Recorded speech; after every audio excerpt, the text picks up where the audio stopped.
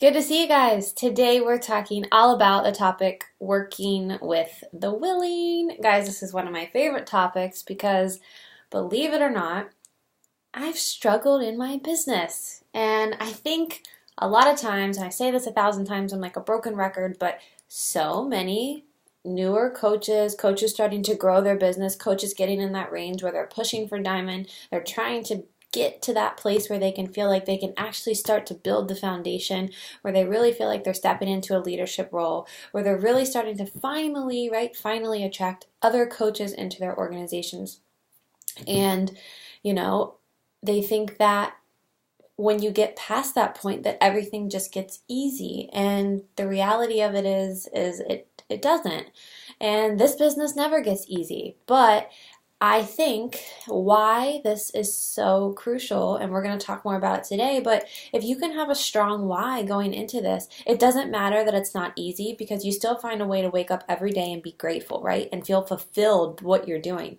It is not easy for me to go out and find new coaches. I've been a coach for 3 years. It's not easy for me to bring on new coaches and then accept the fact that they don't want to sprint to diamond or run as fast as I do or gain emerald in a day. And what I have learned through this process is a few things. Number one, speed of the leader, speed of the pack. So you always have to be reflecting on yourself, and you always have to look. I keep this quote on my whiteboard. I just looked over there that says, I'm going to read it to you. It says, if my coaches were doing what I am doing today, would they be successful? And that's a good reflection for me, because it always keeps me, just honest with myself and saying, like, am I starting to manage people, or am I starting to lead by action and inspire people? Because I never want to manage people. That's not what this business is. This is about leading with respect and integrity, and being the example that you want to be for your team, right? You never want to tell people to do things that you're not doing. So always, always, always reflect back to yourself first. But when it comes to working with the willing, like, I get it. I'm a hard worker. I know you guys are listening to this and you're going, I'm a hard worker, and I just can't get people motivated to do this all the time. And sometimes people will come out of the gates really, really strong, and then, they just fall off the face of the earth because life and whatever it may be happens. Look, I get it. I've been there. I'm dealing with pre-deployment right now. We're about to have our first deployment. I transitioned to motherhood this year. Like, I've had so many, I guess just transitions overall that have caused me to kind of make a choice and say, is my business as important to me? And the answer is always yes. No matter what's going on, my business is always going to be a part of me and is always going to be a priority for me. And I think that's just kind of like a mindset that you have to get in first. I think it's important for you to get in that mindset, because if you make that non-negotiable and you speak that every single day and you're excited and you're always up here, right? You're always acting at this higher level of business and excitement and growth, and I'm going to be a student and I'm just going to keep going and going and going, and you better get on my train because I'm going and I'm not stopping. Like, that's the energy that you want to have all the time in your business, even on days it's hard, even when people quit, even when people tell you no, even when your coaches lose rank, even when all those things go wrong. You still have to find a way to be grateful through that. Stay excited for your mission and your why, and know that with hard work that you will achieve that. Your coaches are, I'm telling you, they're going to mimic what you do. And like I just said, always acting at this level. You always have to be up here, because if you get to this level at any point, that midway level or that below level, and trust me, I've been there. This is a second tough transition that we're going through, with first coming into motherhood and now getting ready for a deployment and going to single motherhood. 1,000 miles away from any family at all. So it's just one of those things where it's like, if I'm dropping, which I'm going to be honest, I have, my energy has just dropped because I've let kind of like the priority of my family, you just take over for now as we're gearing up to say goodbye and things like that. But I did that with the understanding that my business would be a reflection of that. My Success Club numbers are lower this month. My team's morale is lower this month.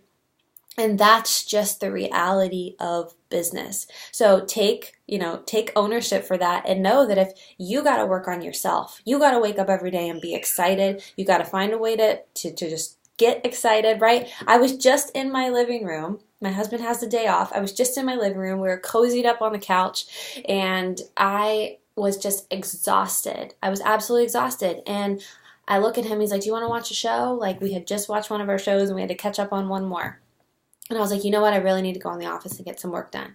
And I kind of like moseyed into the office, right? And I sat down, and as soon as I sat down and opened my computer, I was like, I got excited, right? I got inspired by my space. I remembered my purpose. I opened up my planner to see what I was doing. I got in my game mode, and I sat down and I made this video because I get excited about my business. And no, I don't always want to do it, but I know that I've created this mindset that when I sit down, when I open up my computer, when I get my planner out, when I look at what I need to do, I'm not going to get overwhelmed by that anymore.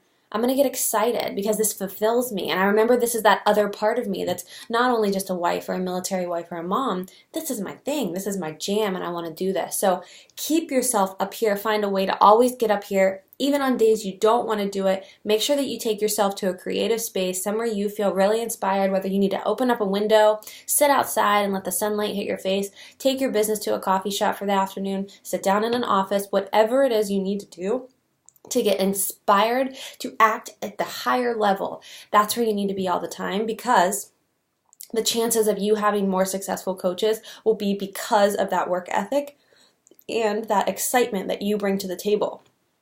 Now, the other aspect of it is you can be like that all the time, right? You can be like that all the time, and you're still going to struggle with coaches. You're still going to have coaches come in the business who say, I want this, I want this, I want this, I want this, I want this. And immediately we're like, oh yes, I can't wait to help you get that. You're willing to plan out a roadmap for them. This is what you need to do to get there. Let me check in with you. Let me be your accountability buddy. They're talking a big game, like yes, yes, yes. And then what happens? You get off the phone. They don't make a post on social media. They don't help anybody. They don't hit Success Club. They don't do the things, but they still make the effort to reach out to you to tell you that this isn't working for them. So my best advice with Work with the Willing is ask your coaches one question, one simple question that I ask my coaches who I feel are struggling with prioritizing this business, because that's all it is prioritizing this business.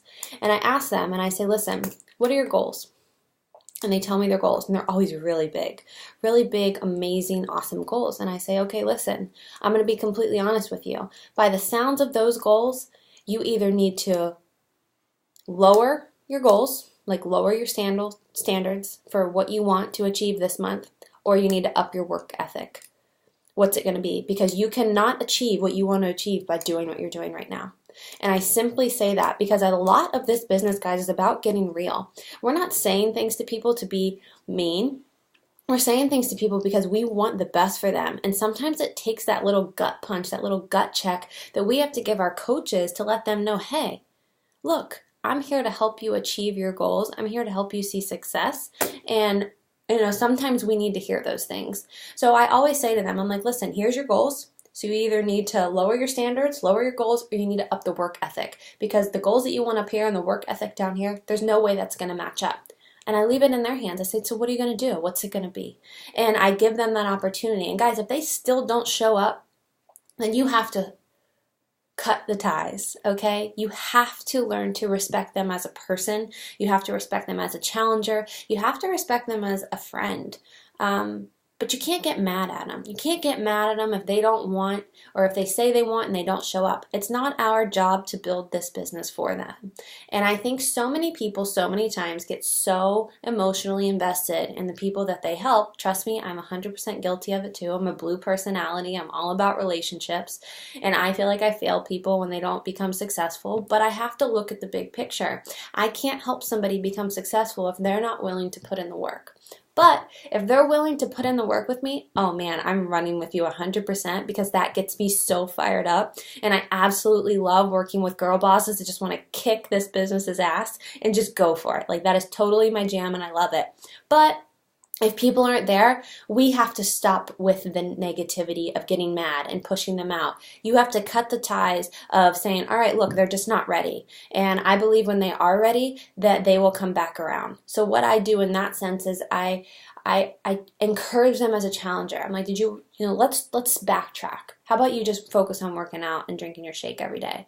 And how about you focus on just being consistent on social media? Things that maybe will come easy to them, but will build that confidence muscle, as they continue to grow, right?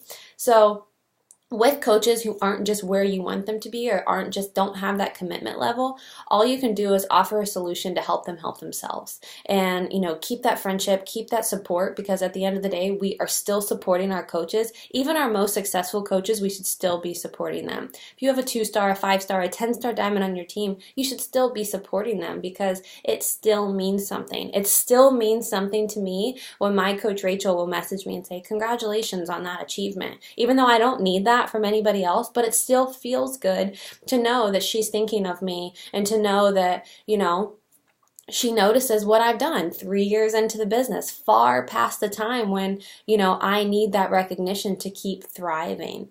So just keep that in mind too. This is totally a you game. This is totally a you game. It's where you're going to be, and the level that you're going to be at all times is what your team is going to match 50%. Okay, so if you're down here, they're going to be even lower. So you always have to be up here so they at least are at that 50% mark. So they're at least showing up. They're at least getting on team calls. They're at least doing, all this stuff. It's not a bitch fest. It's not a management mode. It's a you running your business, being inspired as heck to change lives, to change your own life, to add value to your community, to inspire the heck out of your team, to recognize the people that have done amazing things in their businesses. Even your teammates, doesn't have to be a personally sponsored coach, your teammates, right, your friends. And then, guys, it's the ones that are showing up with you, blow it up. Make an exciting announcement for them, recognize them, put them on your personal page. And the ones who aren't, that's okay. That's none of your business, okay? It's none of your business if these coaches don't want to do it. What you have to do is separate that, put your head down, and go find the people that want it, because there are people that want it.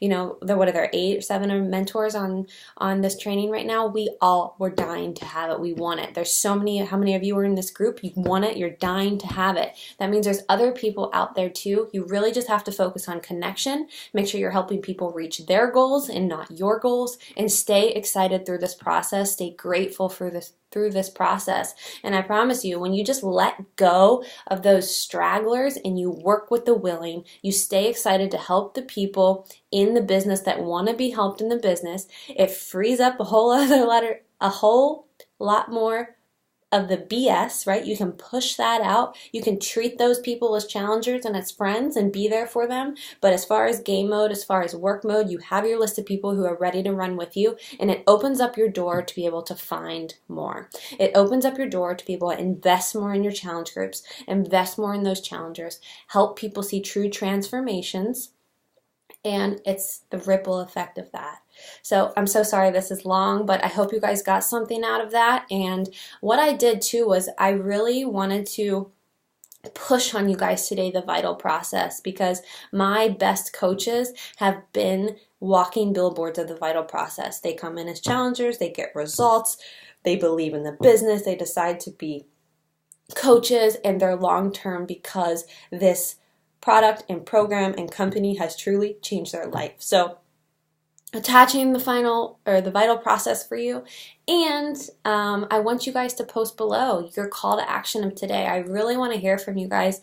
I guess my question is, how have you let the people that you feel like you're carrying on your back, how have you let them influence you in continuing to succeed in your business? And I want you to make a stand today by saying, I am going to work with the willing, and I'm excited, I'm reinvigorated, and I can't wait to get out there and share what I know this business can do. So, kind of give me a chant, give me that excited, like I'm done, I'm cutting the ties, I recognize who's here to work, I recognize who's here to just kind of be here for the support and the community. Fine, that's great, but I have my group of people ready to run. It's opened the door for me to continue finding more people, and I feel excited again to sit down and work my business. So can't wait to hear from you guys, and talk to you soon.